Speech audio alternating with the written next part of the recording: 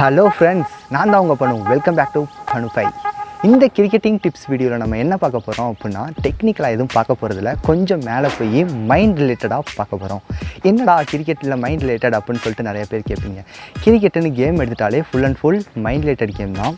இப்போ இருக்க நிறையா பேர் பார்த்தீங்க அப்படின்னா அவங்களோட டெக்னிக்கல் வைஸும் சரி, ஸ்கில் வைஸும் சரி ரொம்பவே ஸ்ட்ராங்காக இருப்பாங்க. பட் ஆனால் அந்த மேட்ச்ன்னு எடுத்துகிட்டா அவங்களோட பெர்ஃபார்மன்ஸ் லெவல் ரொம்பவே ட்ராப் ஆயிரும். மேட்ச்சுக்காண்டி பார்த்தீங்க அப்படின்னா நிறையா பிளான் பண்ணி வச்சுருப்பாங்க. நான் அப்படி விக்கெட் எடுக்கணும், இப்படி விக்கெட் எடுக்கணும், அப்படி பவுல் பண்ணணும், இப்படி பவுல் பண்ணணும், அப்படி பேட்டிங் ஆடணும், 100 அடிக்கணும், 200 அடிக்கணும், plan A, plan B, plan C அப்படின்னு நிறையா பிளான் பண்ணி வச்சுருப்பாங்க. பட் ஆனால் மேட்ச்சில் அது நடக்காத போது பார்த்தீங்க அப்படின்னா அவங்களுக்கு ரொம்பவே ஸ்ட்ரெஸ்ஸாக ஃபீல் பண்ணுவாங்க. அந்த ஸ்ட்ரெஸ்ஸை எப்படி அவங்க கரெக்டாக மேனேஜ் பண்ணி கொண்டு போகிறது அப்படின்னு பற்றி தான் இன்றைக்கி நம்ம பார்க்க போகிறோம். இதனாலே பார்த்தீங்க அப்படின்னா அவங்களோட பெர்ஃபார்மன்ஸ் லெவலும் ரொம்பவே ட்ராப் ஆயிடுது. அதனாலதான் அவங்களுக்கு ரொம்ப டிப்ரெஷன் ஆகி அந்த மேட்ச் சுச்சுவேஷனை எப்படி ஹேண்டில் பண்ணோம் அப்படிங்கிற விஷயத்தையே அவங்க மறந்துடுறாங்க. அதனால தான் பார்த்தீங்க அப்படின்னா இன்றைக்கி என்ன பண்ண போகிறோன்னா, எப்படி நம்ம மேட்ச்சுக்கு ரெடி ஆகிறது, ப்ளஸ் ஒரு பிளேயரோட மைண்ட் செட் எப்படி இருக்கணும், மேட்ச்சுக்கு ரெடி ஆகிறதுக்கு முன்னாடி ஸ்டெப் பை ஸ்டெப்பாக மேட்ச் டே முன்னாடி எப்படி அவங்க திங்க் பண்ணும், ப்ளஸ் மேட்ச் டே அன்னைக்கு காலையில் எப்படி திங்க் பண்ணும், மேட்ச்சில் நம்ம போட்ட பிளான் சரியாக நடக்கலை அப்படின்னா எப்படி நம்ம அதை கரெக்டாக ஹேண்டில் பண்ணி கொண்டு போகணும் அப்படிங்கிற பற்றி இன்றைக்கி நம்ம பார்க்க போகிறோம். யார்கிட்ட கேட்க போகிறோம் அப்படின்னா, ஒரு கோச்சிட்ட கேட்க போகிறோம். ஒரு கோச் பாயிண்ட் ஆஃப் வியூவில் வந்து இதை எப்படி நம்ம ஹேண்டில் பண்ணணும் அப்படின்னு சொல்லிட்டு பார்க்கலாம் வாங்க.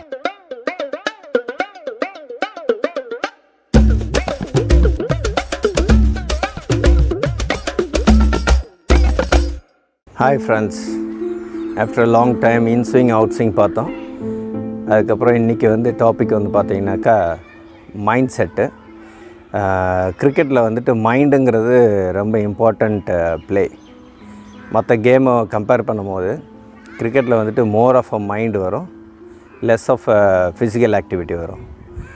பட் இப்போ மாடர்ன் டே கிரிக்கெட் பார்த்திங்கனாக்கா ரெண்டுமே ஈவனாக பேலன்ஸ் பண்ணால் மட்டும்தான் நம்மளால் வந்து சஸ்டைன் பண்ணி பெரிய லாங் டேஸ் நம்ம வந்து கிரிக்கெட்டில் சர்வே ஆக முடியும் அப்படிங்கிற ஒரு சிச்சுவேஷன்.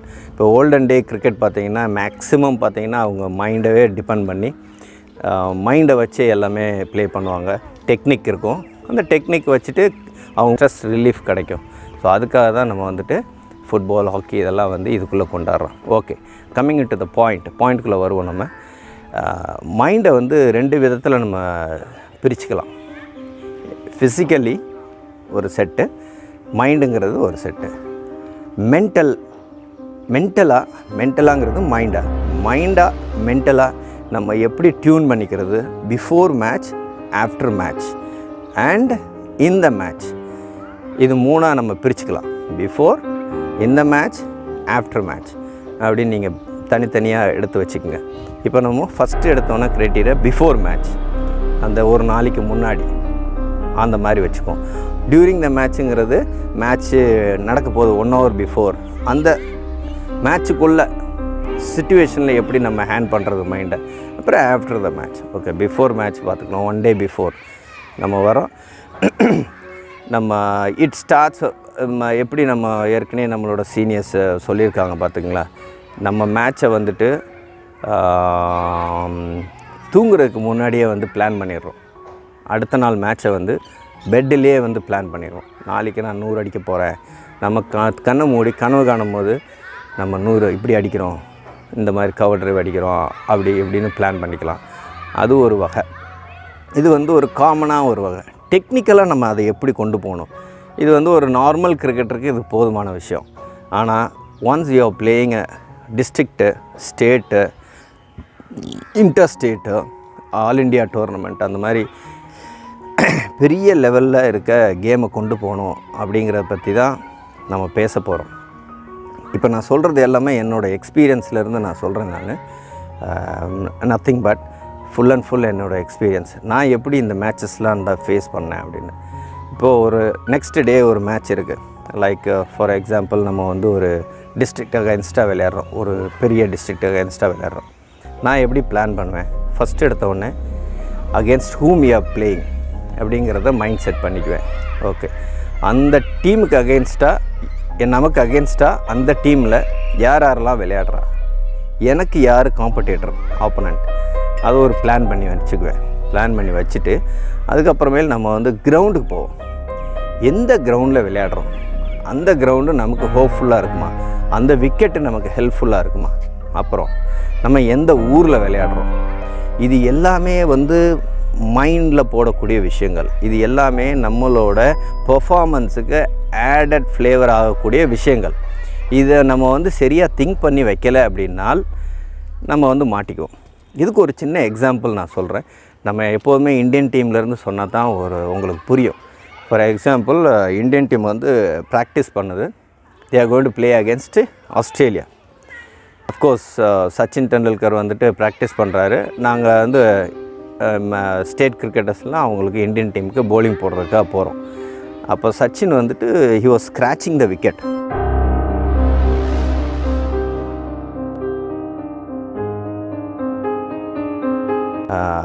ஒரு ஆணி இதை வச்சுட்டு இந்த துரட்டியை வச்சு விக்கெட்டை ஸ்க்ராட்ச் பண்ணிகிட்ருக்காரு. எதுக்காக ஸ்க்ராட்ச் பண்ணுறாரு அப்படின்னு சொல்லிட்டு உள்ளே போய் இன்டெப்த்து போய் பார்த்தோம்னா, அகெயின்ஸ்ட்டு யார் நம்ம விளையாடுறோம் அப்படின்னு பார்த்தோன்னா ஷேன் வான் ஆஸ்திரேலியாவில் விளையாடுறாரு.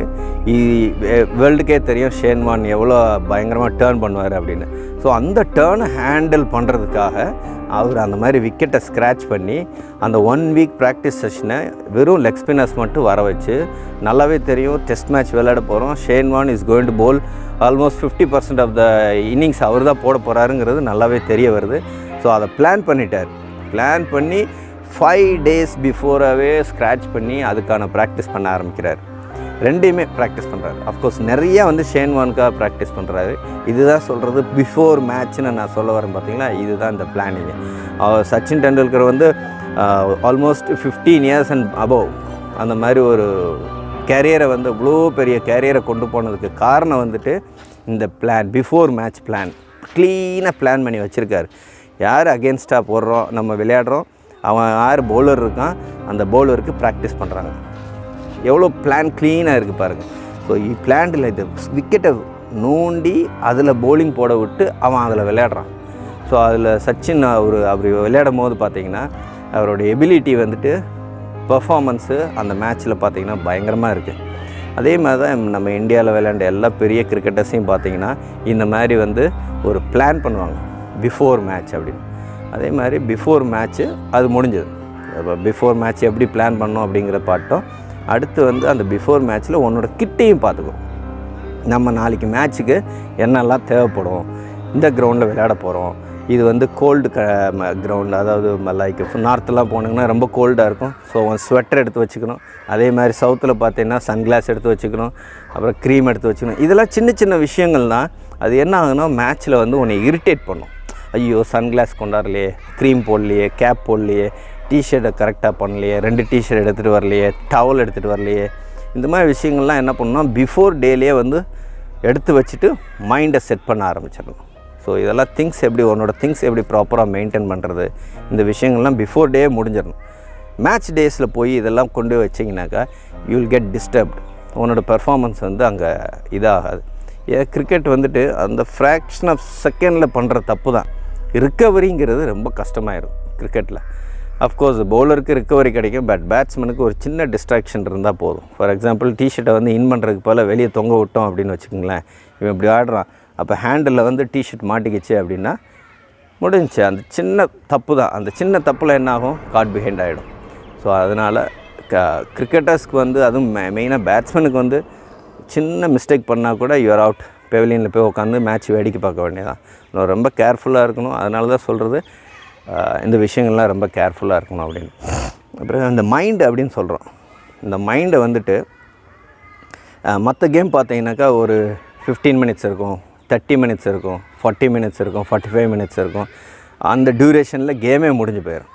பட் கிரிக்கெட் அப்படி கிடையாது. டே 9:30 ஆரம்பித்து 5:30 வரைக்கும் ஓடிக்கிட்டுருக்கோம் கேமு. ஸோ நம்ம மைண்டை வந்துட்டு சுவிட்ச் ஆன் அண்ட் சுவிட்ச் ஆஃப் இந்த மாதிரி பொசிஷனில் வந்துட்டு ஒரு நாள் ஃபுல்லாகவே நீ வச்சுக்கிட்டு இருக்கணும். ஸோ எந்த நேரத்தில் சுவிட்ச் ஆன் பண்ணணும், எந்த நேரத்தில் சுவிட்ச் ஆஃப் பண்ணணும் அப்படிங்கிற விஷயம் வந்து நான் இது சுவிட்ச் ஆன் சுவிட்ச் ஆஃப் பேசிகிட்டு இருக்கேன் அப்படிங்கிறது. இப்போ அதுக்கு ஒரு எக்ஸாம்பிள் நான் சொல்கிறேன். ஒரு பேட்ஸ்மேன் இருக்கான், பவுலர் வந்து அங்கேருந்து ஓடி வந்து bowling போட போகிறான். அப்போ ஓடி bowling போடும் போது நீ சுவிட்ச் ஆன் பண்ணால் போதும். உன் மைண்டை எல்லா நேரத்துலையும் மைண்டை வந்து அந்த பையன் ஒரு 100 அடிக்கிறான் வச்சுக்கோங்க. 100 அடிக்கும் போது அவனோட டைம் பார்த்தீங்கன்னா ஹீல் டேக் 3 hours டைம். அந்த 3 மணி நேரமாக அவன் அப்படியே கிரிக்கெட்டே நினச்சிட்டு அந்த இதுலேயே இருந்தானாக்கா அவனுக்கு ஒரு மாதிரி ட்ரைன் ஆகிடும் பிரெயின் வந்துட்டு ட்ரை ஆகிடும். ட்ரை ஆகும்போது ஒரு மாதிரி ரொம்ப டயர்டாக ஃபீல் பண்ணுவான். ஈ cannot perform well also. Mistake பண்ணுறதுக்கான வாய்ப்புகள் ஜாஸ்தி இருக்குது. ஸோ அந்த சுவிட்ச் ஆன் எப்போ இருக்குன்னா, பவுலர் ரன்அப் ஸ்டார்ட் பண்ணும் போது நீங்கள் சுவிட்ச் ஆனில் இருந்தால் போதும். க்ரீஸில் வந்து நின்று சுவிட்ச் ஆன் பண்ணிக்கோங்க. திருப்பி bowler running back to his crease திரும்பி போகிறார். அந்த நேரத்தில் you walk back to the umpire, square leg umpire. அப்போ சுவிட்ச் ஆஃப் பண்ணிக்கோங்க. பிரெயினை சுவிட்ச் ஆஃப் பண்ணிவிட்டு ரிலாக்ஸ்டாக பாட்டு பாடிக்குங்க, இல்லைன்னா ஏதோ ஸ்லோகம் சொல்லிக்கோங்க. நிறைய பேட்ஸ்மேன் நீங்கள் பார்த்துருப்பீங்க, ஏதோ ஒரு மேனரிசம் இருக்கும். இப்படி பண்ணுவாங்க, கேப்பை இப்படி பண்ணுவாங்க. ஒரு சிலவங்க ஏதோ பேசிட்டு, ஸ்ரீகாந்த் சார்லாம் பார்த்தீங்கன்னா அவர் பேசிகிட்டே இருப்பார் ஏதாவது ஒன்று. ஸோ ஒவ்வொரு பேட்ஸ்மேனுக்கும் ஒரு யூனிக் திங் இருக்கும். ஏதோ ஒரு பாட்டு பாடுவாங்க, இல்லைன்னா ஏதோ ஒன்று பண்ணிகிட்டே இருக்கும். இதெல்லாம் வந்து எதுக்குன்னா உங்கள் மென்டலை வந்து காம் டவுன் பண்ணிக்கணும், உங்கள் பிரெயினை வந்து காம் டவுன் பண்ணிக்கணும். That is called as a சுவிட்ச் ஆஃப். சுவிட்ச் ஆஃப் பொசிஷனில் இருக்கும்போது இந்த மாதிரி பண்ணிக்கோங்க. திருப்பி walk back to the crease. திருப்பி பவுலரை பார்க்குறீங்க, அவன் ரன் அப் ஸ்டார்ட் பண்ணுறான், அங்கேருந்து சுவிட்ச் ஆன் பண்ணிக்கோங்க. So this is called as a சுவிட்ச் ஆன் சுவிட்ச் ஆஃப். இந்த மாதிரி விஷயங்கள் வந்து மேட்ச் டியூரேஷனில் பண்ணணும். மேட்ச் டியூரேஷனில் இந்த மாதிரி பிரெயினை மெயின்டைன் பண்ணிட்டு போனீங்கன்னா you can get some good result. நல்ல ரிசல்ட் கிடைக்கிறதுக்கான வாய்ப்புகள் ஜாஸ்தி இருக்குது. அதே மாதிரி உள்ளே போனதுக்கப்புறம் உங்களோட performance is not looking good. அந்த மாதிரி நேரத்தில் எப்படி மைண்டை வந்து காமாக வச்சுக்கிறது அப்படிங்கிறத நம்ம பார்ப்போம். அதுக்கு நிறைய எக்ஸாம்பிள் சொல்லலாம். நம்ம இப்போ உள்ளே போகும்போதே பார்த்திங்கன்னா நம்ம மைண்டு டிஸ்டர்ப்ட் ஆகிடும். ஃபார் எக்ஸாம்பிள், நம்ம நேற்று நைட்டே பிளான் பண்ணிட்டோம் against whom we are going to play அப்படின்னு. பார்த்தா பெரிய பெரிய கிரிக்கெட்டர்ஸ் இருக்காங்க. ஃபார் எக்ஸாம்பிள், ஒரு ஆல் இண்டியா டோர்னமெண்ட் நான் சொல்கிறேன்னு வச்சுக்கோங்க. ஆல் இண்டியா டோர்னமெண்ட்டில் 5 டீம் 6 டீம் வருது அப்படின்னா 6 டீமில் எப்படி ஒரு டீமுக்கு 2 பேர் இந்தியன் பிளேயர் வந்துடுவான். இப்போ நாங்கள் ஒரு state match, all India match விளையாடும் போது பார்த்தீங்கன்னாக்கா ஏர் இண்டியா டீமுக்கு வந்து பார்த்திங்கன்னா கபில் தேவ், சேட்டன், அந்த டைமில் இருக்க எல்லா cricketers almost 5 to 6 Indian cricketers வந்து உள்ளே இருக்காங்க. நான் அப்போ தான் பட்டிங் ஸ்மால் கிரிக்கெட்டர் பட்டாய் வேலை வந்துகிட்ருக்கேன். அட் த ஏஜ் ஆஃப் 18-19 வந்துட்டுருக்கோம். அப்போ பார்த்தா பெரிய கிரிக்கெட்டர்ஸ் கபில் தேவ் பார்க்கும்போதெல்லாம் ஜெயண்ட் மாதிரி தெரியுது எங்களுக்கு. என்ன பண்ணுறதுன்னே தெரில, என்னடா இது அப்படின்னா. அப்போ நானாக என் மைண்டுக்குள்ளே போட்டுட்டேன், என்ன கபில் தேவ் பெரிய கபில் தேவா, this is what you have to. Of course Kapil Dev is a bigger man. அவர் ஒரு பெரிய ப்ரூவ்டு கிரிக்கெட்டர். அவங்களுக்கு அகெயின்ஸ்டாக நம்ம விளையாடுறது வந்துட்டு ஒரு காட்ஸ் கிஃப்ட்டுன்னு தான் நம்ம எல்லாம் நினைக்கணும். ஏன்னா அந்த லெவலில் போய் நம்மளும் அவங்களுக்கு அகெயின்ஸ்டாக விளையாடுறோம் அப்படின்னு நமக்கு ஒரு ஆப்பர்ச்சுனிட்டி வந்து காட் கொடுத்துருக்காரு. ரொம்ப பெரிய விஷயம் தான். பட் அதை ரொம்ப மைண்டில் போட்டுக்கிட்டு போனீங்கன்னா உங்களால் வந்து பர்ஃபார்ம் பண்ண முடியாது. நமக்கு ஆப்போனண்ட்டாக இருக்கிறவன் பெரிய ஆள் அப்படின்னு நீ நினச்சிட்ட அப்படின்னாவே நீ மென்டலாக வந்து வீக் ஆகிடுவேன். அப்போ எப்படியுமே வச்சுக்காத. Don't go and play with the name. நேமுக்காக நீ விளையாட ஆரம்பித்த அப்படின்னா, உனக்கு ஆப்போனண்ட்டில் இருக்க நேமுக்காக விளையாட ஆரம்பிச்சேன்னா உன்னோட இண்டிவிஜுவாலிட்டி போயிடும், உன்னோட பர்ஃபார்மன்ஸ் போயிடும். ஸோ கபில் தேவ் அப்படின்னு அன்றைக்கி நான் நினைக்கவே இல்லை. 2 போட்டோம், கபில் தேவ் தானே அப்படின்னு ஒரு துமுறாவே இருந்தோம். நம்ம இருந்ததுனால தான் அவங்களுக்கு அகெயின்ஸ்டாக நல்லா பர்ஃபார்ம் பண்ண முடிஞ்சது. இதை வந்து கேட்குறாங்க, ஹூ இஸ் திஸ் பாய் அப்படின்னு சொல்லி கேட்குற அளவுக்கு நம்ம வச்சுக்கிட்டோம். ஏன்னா அந்த மாதிரி பர்ஃபார்மன்ஸ் பண்ணி காட்டணும் அப்படிங்கிற ஒரு வெறித்தனம் வந்து உங்கள்கிட்ட இருக்கணும். அது நிறைய டிஸ்ட்ரிக்ட் பாய்ஸ்ட்டு அது இருக்குது. அதை வந்து ஸ்டிமுலேட் பண்ணி இன்னும் கொஞ்சம் தூக்கி விட்டாங்கன்னா இன்னும் நல்லாயிருக்கும் அது. ஸோ இதெல்லாம் வந்து மேட்ச் டைமில் வந்துட்டு நம்ம வந்து நம்மளை டியூன் பண்ணிக்கிறது. உள்ளுக்குள்ளே பர்ஃபார்ம் பண்ணும்போது பேடாக பர்ஃபார்ம் பண்ணிட்டோம், சரி இன்றைக்கி பேட்டிங்கில் ரன் அடிக்கலை, சரி பரவாயில்ல, பேட்டிங்கில் ரன் அடிக்கலைன்னா என்ன, நம்ம ஒரு பவுலராக இருந்தால் அடுத்து விக்கெட் எப்படி எடுக்கிறது, நல்லா எப்படி ஃபீல்டிங் பண்ணல. இப்போ பவுலரும் இல்லை நீ, அப்போ என்ன பண்ணலாம், we can field nicely. எப்படியோ ஒரு நல்ல கேட்ச் எடுக்கலாம், ஒரு டைவ் கேட்ச் எடுக்கலாம், ஏதோ ஒன்று செஞ்சு நம்மளை லைவ்லியாக வச்சுக்கணும். இதுதான் வந்து ஒரு நம்ம செய்கிற வேலை திறமையாக செஞ்சு காட்டணும் அப்படிங்கிற ஒரு மோட்டோவோடு நீங்கள் இருந்தீங்க அப்படின்னா கண்டிப்பாக ஜெயிக்கலாம். நம்மளும் ஒரு 11 வந்து விளையாண்டோம், நம்மளும் வந்து விளையாடுறோம் போகிறோம் அப்படின்னு அந்த ஆட்டிடியூடோ இருந்தீங்கன்னா உங்களால் ஜெயிக்கவே முடியாது. இந்த ஆட்டிடியூட்லாம் எங்கேருந்து வருது அப்படின்னு சொன்னீங்கன்னா பேஸ். நம்ம ப்ராக்டிஸ் பண்ணும் போது அந்த ப்ராக்டிஸில் வந்து காம்படிட்டிவாக நீங்கள் பவுலிங் போடணும். அது எனக்கு நல்ல ஞாபகம் இருக்குது. அஃப்கோர்ஸ் நாங்கள் வந்துட்டு under 19 first match state match விளையாடும் போது ஐ பிளேட் அகேன்ஸ்ட் அனில் கும்ப்ளே. அந்த மேட்ச்சில் பார்த்தீங்கன்னா ப்ராக்டிஸ்லேயே பார்த்தீங்கன்னா எங்களுக்கு பக்கத்துலேயே தான் அவங்க நெட்டும் நடக்கும். ப்ராக்டிஸ்லேயே பார்த்தீங்கன்னா அனில் கும்ப்ளே வந்துட்டு வெறித்தனமாக தான் ப்ராக்டிஸ் போடுவோம். அப்படி அவனை அடிச்சிட்டா போதும், நெக்ஸ்ட்டு பாலே பார்த்தீங்கன்னா he's bowling will be terror towards that batsman. ஒரு சின்ன ட்ரைவோ இல்லை இறங்கி வந்து லாஃப்ட் அடிச்சிட்டாவே அவர் அங்கே கூட கண்ட்ரோல் எடுக்கணும்னு நினைக்கிறார் அப்படி அவர். ஸோ இதுதான் வந்துட்டு அங்கேருந்தே ஸ்டார்ட் பண்ணணும். மைண்டாகவும் ஸ்டார்ட் பண்ணணும், ஃபிசிக்கலாகவும் ஸ்டார்ட் பண்ணணும், இதாகவும் ஸ்டார்ட் பண்ணணும். ஒரு 15 பேர் இருக்கோம்னா ஓகே, எல்லாம் ஜாகிங் பண்ணி ஃபிட்னஸ் பண்ணுறீங்க அப்படின்னாவே எல்லாத்தோட ஃபஸ்ட்டு நம்ம வர ட்ரை பண்ணணும். ப்ராக்டிஸ்லேருந்தே அந்த ஆட்டிடியூடு, அந்த மென்டல் எல்லாமே அங்கேருந்தே கொண்டு வந்தீங்கன்னா தான் நீங்கள் வந்து அங்கே மேட்ச்சில் வந்து நீங்கள் டாப் லெவலில் இருப்பீங்க. உங்களை வந்து பேசக்கூடிய லெவலுக்கு நீங்கள் வச்சுருப்பீங்க உங்களை. இல்லைன்னா உங்களை யாருமே வந்து பேச மாட்டாங்க. யூ வில் பி ஒரு 10ஓட 11 தான் இருப்பீங்க. நம்பர் 1 இருக்கணும் அப்படின்னா நீங்கள் எல்லா இடத்துலையும் உங்களை நீங்கள் ப்ரூவ் பண்ணுறதுக்கு த்ரோ யுவர் செல்ஃப், தூக்கி போடுங்க. உங்களை தூக்கி மேலே மேலே மேலே மேலே தூக்கி போடுங்க. தூக்கி போட்டிங்கன்னா தான் மேலே போகும். நீங்கள் கீழ்ப்படியில் உட்காந்துட்டு நான் மேல் படி எப்படி போகிறது அப்படின்னு யோசனை பண்ணிக்கிட்டே இருந்தீங்கன்னா முடியாது. தூக்கி வைங்க, காலை தூக்கி நெக்ஸ்ட்டு படிக்கு தூக்கி வைங்க, வழுக்குவீங்க. வலிக்கு விழுகும் போது திருப்பி மறுபடியும் ட்ரை பண்ணுங்கள். மேலே அடுத்த படின்னு மேலே ஏறினீங்கன்னா தான் நீங்கள் மேல் படிக்கு போக முடியும். நீங்கள் யோசனை பண்ணிக்கிட்டே இருந்தீங்கன்னா உங்களால் போக முடியாது. என்ன சொல்ல வரோம் அப்படின்னா, keep trying, don't leave it. Try. அதுதான் இந்த கிரிக்கெட்டாக இருக்கட்டும், எந்த கேமாக இருந்தாலும் கீப் ட்ரை பண்ணிகிட்டே இருங்க, ப்ராக்டிஸ் பண்ணிகிட்டே இருங்க. இந்த மாதிரி விஷயங்கள் வந்துட்டு பிஃபோர் மேட்ச் இது மாதிரி விஷயங்கள்லாம் ஃபாலோ பண்ணிகிட்டே போங்க. முன்னாடி நாள் எப்படி இருக்கணும் சொன்னோம், மேட்ச் டைமில் எப்படி இருக்கணும் சொன்னோம். அடுத்து மேட்ச் முடிஞ்சதுக்கப்புறம் ஒரு செஷன் இருக்குது. நம்ம வந்து பேட்டிங் ஆடிட்டோம், பவுலிங் பண்ணிட்டோம், ஃபீல்டிங் பண்ணிட்டோம், எதுலேயுமே நம்ம சரியாக பண்ணலை. அப்போ என்ன பண்ணுறது? ஐயோ வாழ்க்கையே முடிஞ்சிருச்சா அப்படின்னு நம்ம நினச்சோம்னாக்கா ரொம்ப டிஜெக்டட் ஆகிடுவோம்.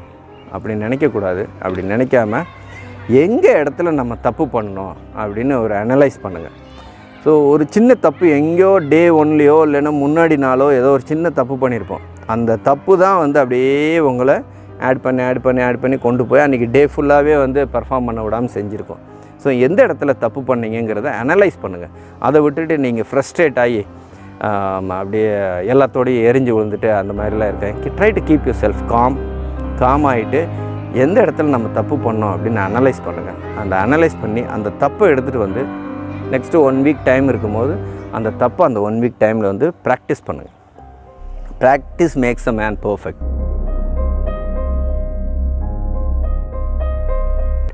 ஸோ மேட்ச் முடிஞ்ச உடனே அந்த விஷயத்தை செய்யுங்க. ஒரு நாள் கேப் விட்ருங்க. கேப் விட்டு அனலைசேஷனுக்கு வந்து 1 டே டைம் கொடுங்க. What ever you analyst mistake, அந்த மிஸ்டேக் எடுத்துகிட்டு போய் நெக்ஸ்ட்டு 1 வீக் ப்ராக்டிஸ் பண்ணுங்கள். அப்புறம் மறுபடியும் அடுத்த மேட்ச்சுக்கு வந்துட்டு ரெடி ஆகிக்குங்க. ஓகே, நம்ம வந்து அனலைஸ் பண்ணுறதுக்கு ஒரு நாள் டைம் இருக்குது. ஒரு ஸ்டேட் மேட்ச் விளாட்றோன்னு வச்சுக்கோங்க, இல்லைன்னா டிஸ்ட்ரிக்ட் இன்டர் டிஸ்ட்ரிக்ட் ஒரு நாள் டைம் இருக்குது.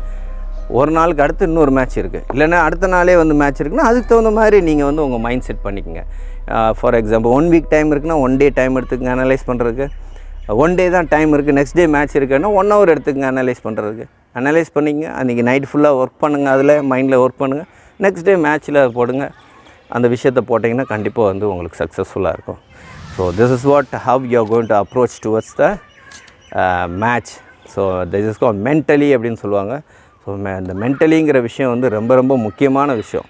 கிரிக்கெட்டில் பார்த்தீங்கன்னாக்கா லாங் டியூரேஷனுக்கு வந்து உங்கள் மைண்டை வந்துட்டு கொண்டு போயிருப்பாங்க மற்ற கேமை கம்பேர் பண்ணும்போது. அதனால தான் இந்த கிரிக்கெட்டில் வந்து சுவிட்ச் ஆன் சுவிட்ச் ஆஃப் இப்படி போயிட்டுருக்கணும். இப்படி போகல அப்படின்னா நீங்கள் ரொம்ப ட்ரை ஆயிடுவீங்க, ஃப்ரஸ்ட்ரேட் ஆயிடுவீங்க. அப்புறம் you'll ten to get board. அந்த மாதிரி போர் அடிக்கும் போது என்ன பண்ணும், மைண்டை ரிலாக்ஸ் பண்ணுறதுக்கு இந்த மாதிரி ஃபுட்பால் எடுத்து விளையாடுங்க, ஹாக்கி விளையாடுங்க, வேறு என்ன கேம் உங்களுக்கு பிடிச்சிருக்கோ அந்த கேம் விளையாடுங்க, செஸ் விளையாடலாம். அப்படி ஒரு லைட்டாக ஒரு பஸ் பண்ணுங்க. இல்லைன்னா ஃப்ரெண்ட்ஸோட லைட்டாக ஒரு வெளியே போயிட்டு ஒரு மூவி போயிட்டு வரலாம். இந்த மாதிரி விஷயங்கள்லாம் செஞ்சிட்டிங்கன்னா ரொம்ப நல்லாயிருக்கும். மெயினாக ஆல் ஸ்போர்ட்ஸ் மேனுக்கு வந்துட்டு நல்ல தூக்கம் இருக்கணும், நல்ல ஃபுட்டு இருக்கணும். இந்த விஷயங்கள் நீங்கள் ரொம்ப கேர்ஃபுல்லாக பார்த்துக்கிட்டிங்கன்னா தான் உங்களை வந்துட்டு த்ரூ அவுட் த இயர் வந்து கரெக்டாக கொண்டு போக முடியும். மெயினாக தூக்கம், ஃபுட்டு இது நல்லா பார்த்துக்குங்க.